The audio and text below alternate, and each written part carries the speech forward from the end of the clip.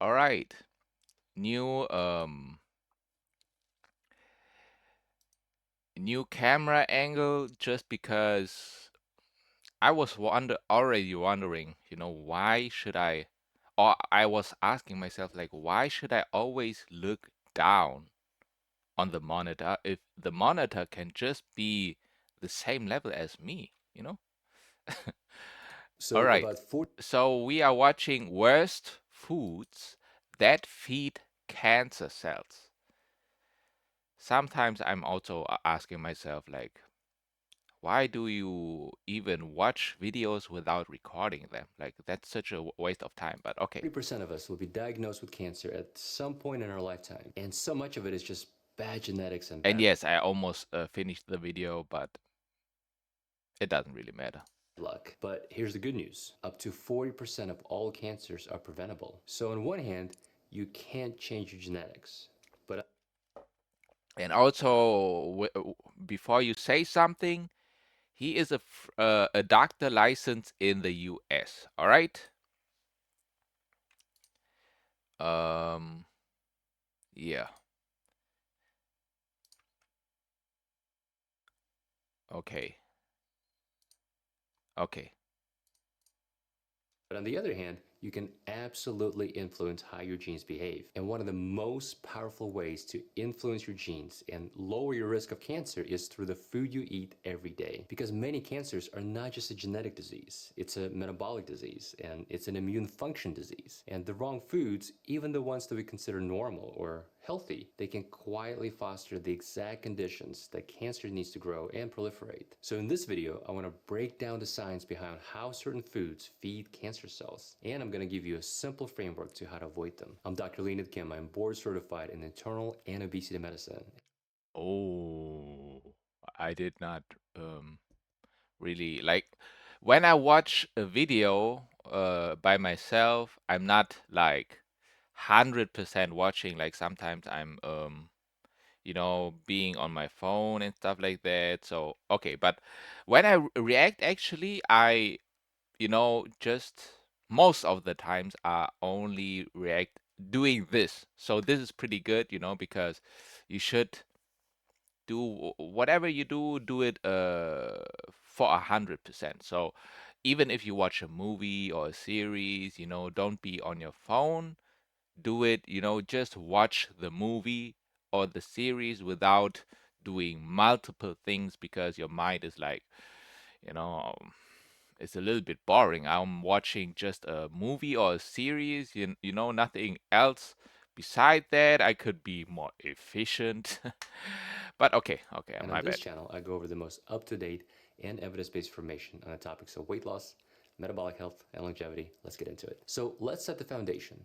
Cancer starts when a normal cell becomes abnormal, just a single mutation, which happens all the time. And if this mutation goes unrepaired, or unchecked. In some cases, it can lead to uncontrolled growth of cells. But for that mutated cell to survive and spread, it needs several things to fall into place. So first, cancer cells need glucose as a primary energy source. And then it needs hormones to grow. So it would be things like insulin and IGF-1, which are basically signals that activate growth pathways. And then cancer cells require inflammation, which is what breaks down barriers. And that inflammation is what suppresses our immune system. And our immune system is our first line of defense against cancers. And then finally, cancers need a blood supply, which they get through a process called angiogenesis. And that is what provides these cancer cells new blood vessels, almost like a lifeline to feed it nutrients needed for growth. And unfortunately, One thing I noticed right there is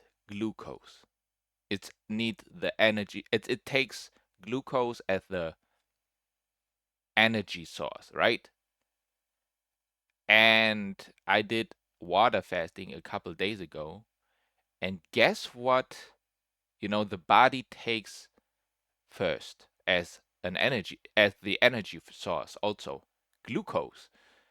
And but if you don't eat, right? If you don't eat, then after a while, like a few hours, maybe a day or two, glucose is not available anymore, you know? So and also what happens if you do water fasting, it is that it's like a thing called autophagy. Autophagy, you can like screenshot it or something. Autophagy, meaning self-eating, is an intracellular degradation process that allows cells to recycle damaged components to generate energy and provide building blocks for new cellular structures. It functions as a housekeeping mechanism, clearing out dysfunctional organelles and misfolded proteins to maintain cellular homeost- homeostasis, I don't know the word, and prevent toxicity. The process is upregulated during metabolic stresses such as nutrient deprivation, hypoxia, or infection, enabling cells to survive under adverse conditions by reutilizing cellular materials. There are three main types and so on. But it basically takes, I don't know if it shows, but it takes glucose first, and after that it takes fat, right? So these cancer cells, which are basically bad cells, and the autophagy is like a cleanup, it can clean the cancer cells out because the cancer cells can't survive without glucose and all these things. And guess what? If you do water fasting, then you stop doing most of this because it's like it's only doing the most important things, and not the bad things. And it try cells, it. new blood I was like, if you have cancer, and before you do this chemotherapy, how you ever call it, I don't know how you call it, this, where people get bald and stuff and age like like like they look, when they was like they do chemotherapy or however you call it, and they are like in their 20s. After that, they look like 50 or something. That's why I'm like, before you do that and basically waste 30, 40 years of your life, and you probably have then even just 2 years to live because of that, most of the times. Only if you are like really like a fighter, then you can go through. Why go through this crazy therapy? In my opinion, it's like a real crazy therapy because you basically harm your body, you know, instead of doing something really, really natural with it, which is fasting first. Try fasting first, water fasting. Go for 3 days, you know, uh, in once a month, and then you like get used to it. Then try 5 days, then 7 days maybe, and then you go to the doctor and look if you still have these cancer cells or if they shrinked and so on, because before you go to the chemotherapy, try at least something natural, which is natural. Like fasting is natural. Okay, please, vessels, almost like a please. lifeline to feed it nutrients needed for growth. And unfortunately, many foods in our modern diet directly support every one of those steps. But the good news is we can use this to our advantage, and we can use our food to either feed cancers or we can fight it. So we have to start with one of the most potent, naturally occurring carcinogens ever known, and that is aflatoxins, which is a toxin produced by certain molds that we usually encounter on certain grains or nuts or corn. And the foods that we really want to be careful with are peanuts and tree nuts like almonds or walnuts or pistachios. Now, I want to be Guess what I like to eat, bro? Guess what I like to eat? From with these are four, peanuts and tree nuts like almonds or walnuts or pistachio. I I ate all. Okay, I try to not think like dual. You know what I mean? Like Like when I say I like to eat all nuts, then most of the time my brain is like, whoa, that could, sound a little bit weird, sexual, in a sexual sense. And then I feel the need to say pause. I will stop saying pause now. But I basically all like okay, let me chill. I almost eat all nuts, okay? Because that's the truth, bro. Like I like to eat nuts, bro. Like peanuts, walnuts, almonds, pistachios, or however you call it. The other nuts, I don't know, like how you call them. Pinion nuts. I don't know in English. In Now, I English, want I to be don't know. clear, we do not want to avoid these foods. Hazelnut, There's nothing wrong with nuts, but we have to be careful to avoid sunflower. buying these nuts or grains from humid and warm countries where they could be prone to mold contamination. And we also have to be careful with the indirect or downstream exposure that we can get from things like peanut butter or almond butter, where they could be produced from nuts that didn't have as thorough of an inspection for mold. So to minimize this carcinogen, you gotta look for brands that don't get their nuts from humid places. And if you eat nuts, then I would inspect them carefully and avoid eating the ones that are discolored or shriveled, as that could potentially point to a mold contamination. And then try to eat nuts within a month of purchasing them from the store and watch out for their shelf life expiration dates. And another thing that's helpful is roasting peanuts. Not going to lie, most of the nuts in Germany I feel really, really safe to eat.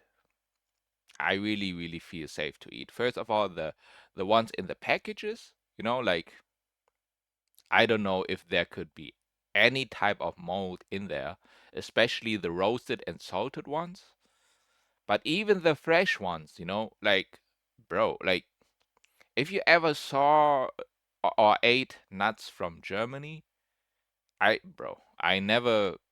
actually never got any molded ones. Okay, sometimes you don't see the mold, you know, but yeah, basically I never saw the molded ones. Just if it was like freshly picked walnuts, for example, Nuts and pistachios, then which can okay. reduce the amount of aflatoxin content, but it doesn't eliminate it completely. And by the way, another sneaky way aflatoxins can make it into our food is indirectly through milk and dairy products. So some animals consume aflatoxin-contained feed like corn, and there's a special aflatoxin called M1, which lives on animal feed, and then it can get secreted in milk. So we have to be careful, especially if you get milks from cows that are fed untested grain, or if you get unregulated raw milk or dairy products. Okay, next up, no surprise here.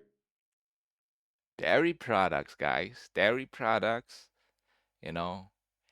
Anybody who's vegan, shout out to my vegans. Now, in the big 2026, it really is time to go all out vegan, no exception whatsoever, no vegetarian things anymore. No vegetarian things anymore. Like it should be done like already like so long ago. I'm sorry for all my vegans to let y'all down, bro. Okay, but yeah, But foods that are I'm high in sugar now like really going vegan, bro.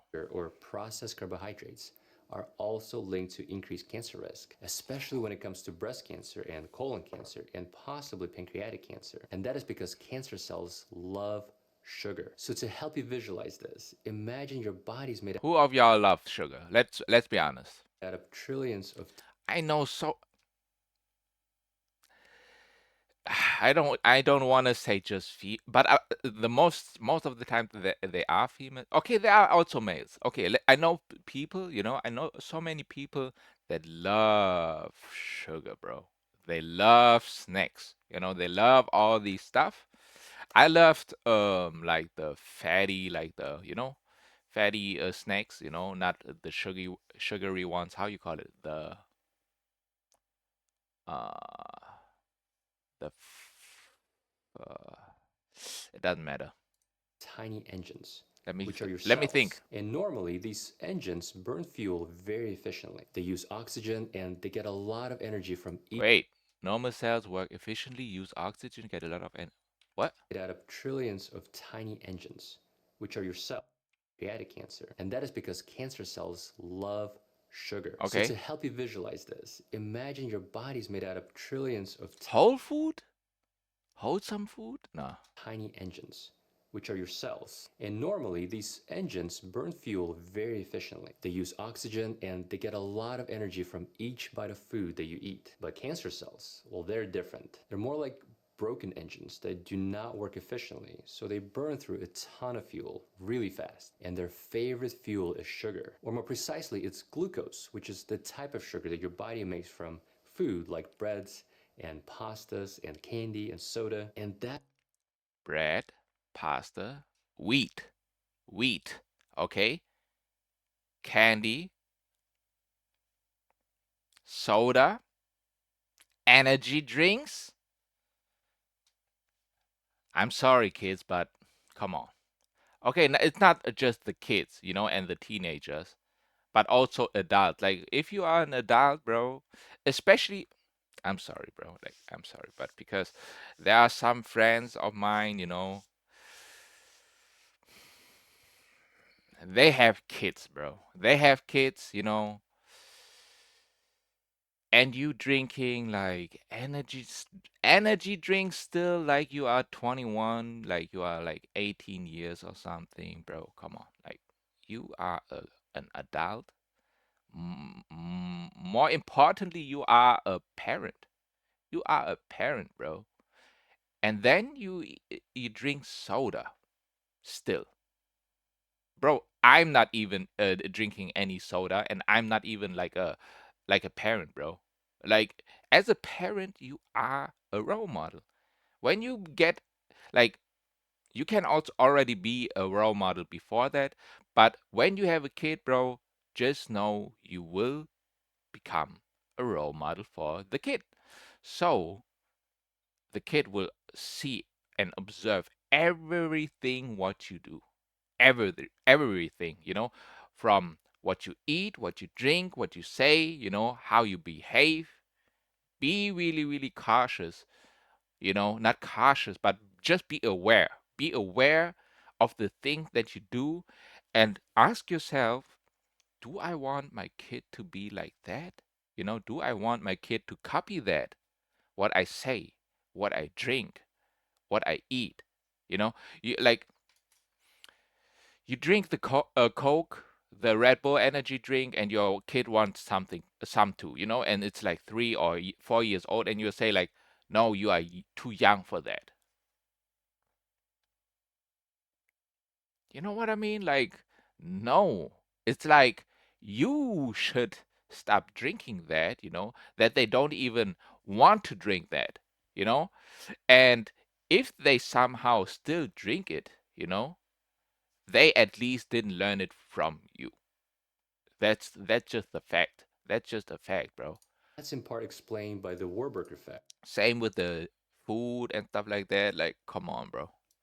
which is a Come on, process called guys. aerobic glycolysis, where cancer cells choose to burn sugar super quickly, even when there's plenty of oxygen around. And cancer does not care about efficiency, they just want to grow fast. So when you eat foods that spike your blood sugar, your body releases hormones like insulin and IGF-1, which is normally a good thing. But if it's done in excess, then these hormones actually send a message to the cell saying, hey, it's time to grow bigger and divide. So now you get a double whammy. You're feeding your body a food that is preferred by cancer cells. And then the sugar you're eating is increasing the signals in your body that tells cancer cells to grow and divide faster. And we especially see this in breast cancer, where some studies show that cancer cells can have 6 times more insulin receptors than healthy cells. And if that wasn't bad enough, that excess sugar leads to chronic inflammation, which can further lead to even more DNA damage, which then in turn makes it even easier for cancers to appear. And then this inflammation also weakens your immune system.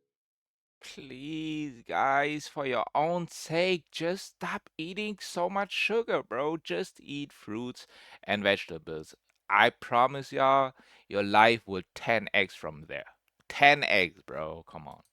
Which we often think about in terms of fighting infections, but our Like, if you, I really have to say it, I'm sorry. But if you eat the correct food, right?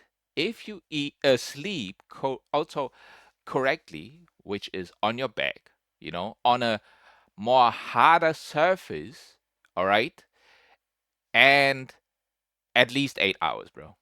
And not too much, okay? Let's say 7 to 9 hours. 7 to 9 hours, only drinking water, and through that, your life and your mind will be so much clearer. You will think clearer, you will do things clearer and better. And bro, it's like really like 10x, bro. Come on, you don't want a 10x for free? For free, bro. Like, that's really for free. immune system is actually our first line of defense against cancers. So bottom line is cancer cells are very sugar hungry, which we can actually use to our advantage. We can choose the foods that will stop feeding cancer, and instead we can prioritize foods that feed the rest of our body while starving cancer cells. So it's best to limit sugar as Mm, much as you can, with the worst offenders being processed or high glycemic carbohydrates. And instead, okay. we need to emphasize low glycemic carbohydrates that Okay. have high fiber, so things like beans and whole grains and vegetables and berries. And Come on, like this grave fiber, is. so Come things on. like beans and whole grains and vegetables and berries. Come on, bro. Basically, what he's saying, fruits and vegetables. Basically, also what he's saying is rice, bro. Beans, rice and beans. Oh my god, bro. Rice and beans. Fruits and vegetables, basically. But yeah, I was wondering, like maybe berries are better than fruits? Like the mandarins and stuff like that, banana. It doesn't matter, bro. I eat fruits and vegetables. I eat fruits and vegetables, nuts and whole grains. Let's just be honest. And beans also. And bro, I'm not worried about cancer like at all, bro.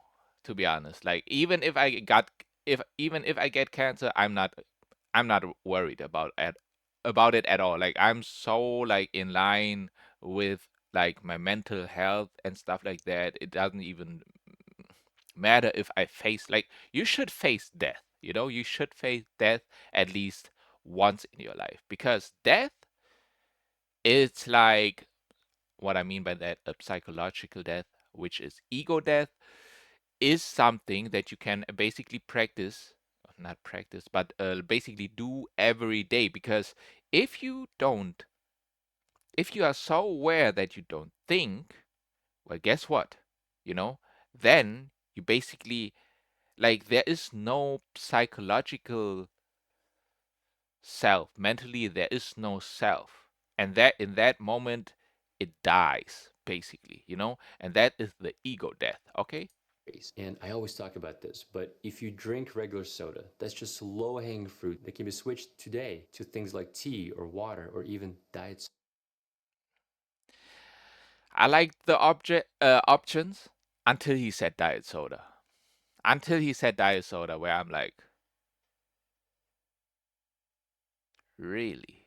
Diet soda with the sweeteners and stuff like that, which tastes like, basically, bro. I want to cuss sometimes so bad, bro. It tastes like straight up AI. You know what I mean? It's straight up chemicals, bro. It really does.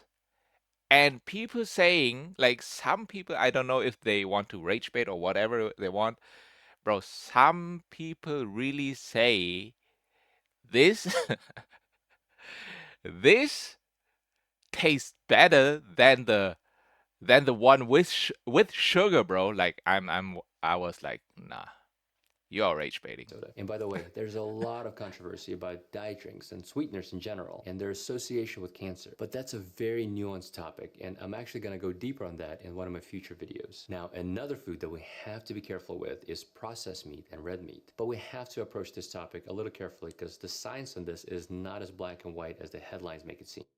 He's saying science is not as black and white.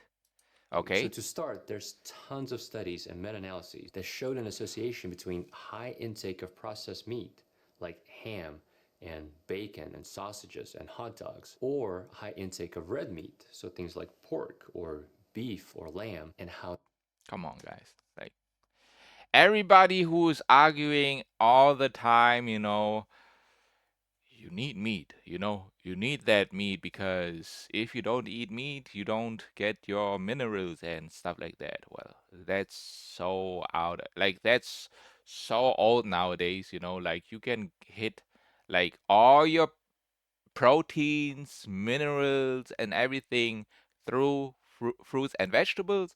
The only thing that you can't get, and this you can't get also from animals and stuff like that nowadays, is vitamin B12, bro. So take that, you should take that, at least this one. Everything else should be fine. Yeah. they could be causing cancers, especially colorectal cancer. But the important thing here Colorectal is cancer. these are observational studies that show association, but we don't know if there's causation. Because in a lot of these studies, research look at what people ate and track which groups of people develop cancer. And what they notice is the people who ate more processed meat or red meat were more likely to get cancers in the colon. But it's hard to tease out if those people also smoked more or exercise less? Or on the flip side, did the people that ate less processed meats, were they more likely to have access to fresh food? Or did they have access to better healthcare? Which is what we call the healthy user bias that we often have to account for in these studies, where maybe it wasn't the consumption of meat itself, but maybe it's the other behavior. Mind you, he is Asian. I don't know what kind of Asian he is. Wait. Leonid Kim? Hmm. Kim. Kim is like a Korean last name, I would say. Yeah.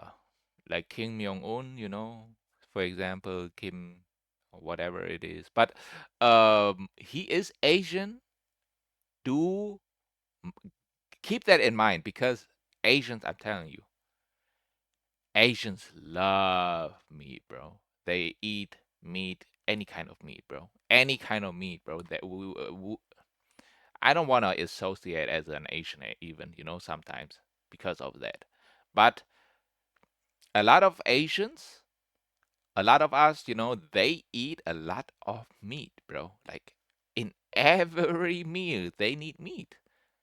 Like family members, telling you, like I see that, I don't even have to like ask them or something, I just have to see it. And some people are like, whoa, where's the meat? Where's the meat, guys? It's already in the soup, but it's not too much in there, because they already picked. It doesn't matter the story. Okay, the story is, like my aunt and uncle was eating, for example, you know, a hot pot, and um, they had meat in there and a lot of vegetables also because there was so much vegetables as a leftover.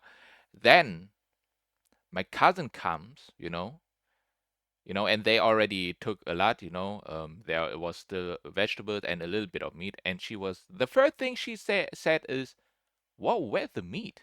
And I'm like, I didn't even say anything because I just observe nowadays most of the times only if it's like really critical, but not critical in the sense of eating because you can choose whatever you want, but I'd like to educate at least, some people, most people, and only if it's like you don't clean something up, then I say something, like you left something there or something like that, and then I say something, but it's not about like food That could possibly explain the reduced cancer prevalence in because they are already annoyed, some of them, only if I'm like just eating vegetables, like some people, they still eat that still eat meat. They automatically think somehow some way like, oh, you think you are something better or something, and they trying to provoke, and I'm like, bro, like why, I'm just going like, bro. But yeah, it doesn't those matter. populations. So the way I think about it is there's definitely mechanistic reasons for why red meat or processed meat may cause cancer, because many processed meats have nitrites, which are preservative used to cure and flavor meats. And once nitrites get into your stomach, the acidity in your stomach turns them into nitrosamines, specifically N-nitrosodimethylamines, or NDMA, which is a known carcinogen, and it could increase the risk of cancer, specifically stomach cancer. On top of that, how we cook meats also matters, because when meat is grilled or fried or barbecued at high temperatures, this process can create chemicals called heterocyclic amines, or HCAs, or polycyclic aromatic hydrocarbons, or PAHs. And both of these compounds have been shown to damage DNA and promote cancer cells in animal studies. Damage DNA even? Come on, guys.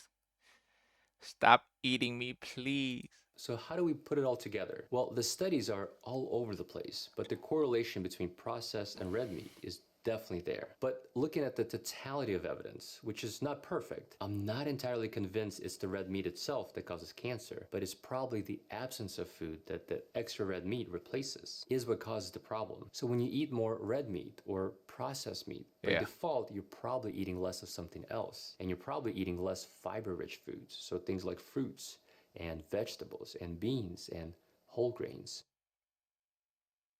I don't know about that, but Asians they eat pretty have a pretty I can't even say that anymore, you know. Like some do eat balance, you know. It doesn't matter where they're from Asia, Africa, Europe or whatever, you know. It depends on the person individually what they eat.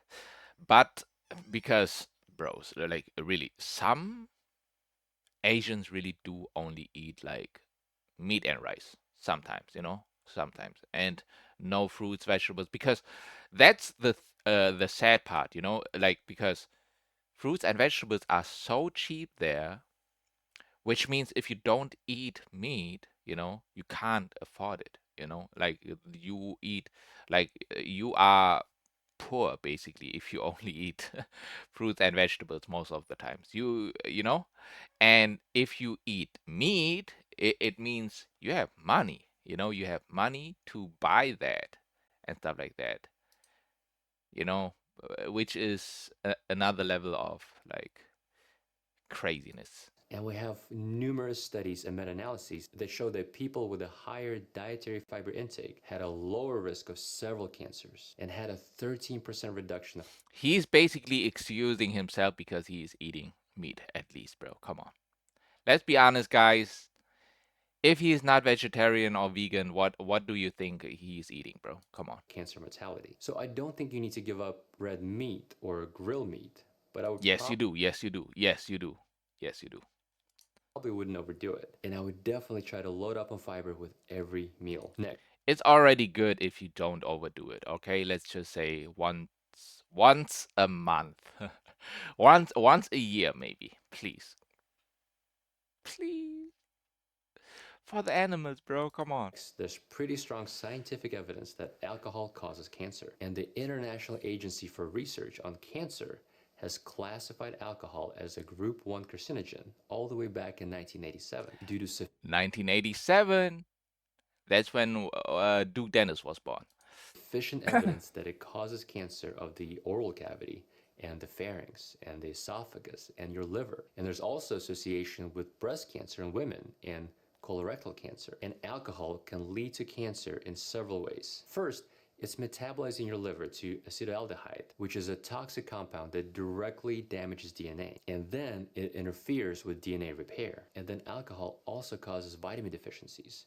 So you get lower levels of vitamin B1 or thiamine, which is absolutely critical for healthy mitochondria. But come on, let's be honest. Like alcohol, the first time you drank alcohol, you were like, what is that? Like it's straight up like really it really feels like you basically drank something toxic, you know, because it is toxic, bro, and it doesn't, bro, it just doesn't felt right, bro, if after drinking alcohol. Let's be honest, you know. function and energy metabolism. And alcohol can also impair your body's ability to absorb folate, and a folate deficiency can lead to further DNA synthesis errors. And on top of all that, alcohol also acts as a solvent, which actually enhances the absorption of other carcinogens like tobacco or NDMA into your tissues. All right, so this is not a comprehensive list of all the foods that cause cancer, but if there's one that I didn't mention, let me know in the comments below and I'll make sure to talk about that in my future video. W video. W video, you know, science. Well, I don't know when science know about all of this, you know, but basically in spirituality, it just makes sense, you know, through self observation and also like well, not even just well, it's always just observation, to be honest, but also, you know, you don't eat it just because of for the love of animals, you know, for the love of your own body and stuff like that. um you have more energy, you know, you don't feel so tired, because I'm telling you straight up, w- when I still ate meat, bro, and also drank energy drink, soda, energy and stuff like that, bro. After, and I also was really fat, but I mean that's on me. After you eat that,